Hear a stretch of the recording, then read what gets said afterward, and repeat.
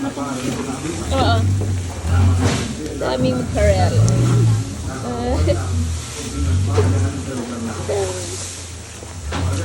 Napapagaling tayo. Sabi siguro ni Efren, ano nangyari kung hindi pa tinapon? Laki oh. Tuloy tinapon lang. Ha? Hindi. Isa lang daw eh.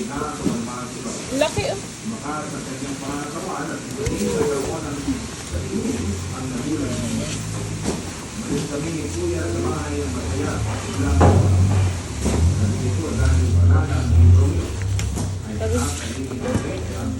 Sarap daing. Alam ko marami sa inyo ang naghirapang wala na nakasawit. Dahil na rin sa kabatalagang tema nito. Pero totoo talaga yung tema niya nakita.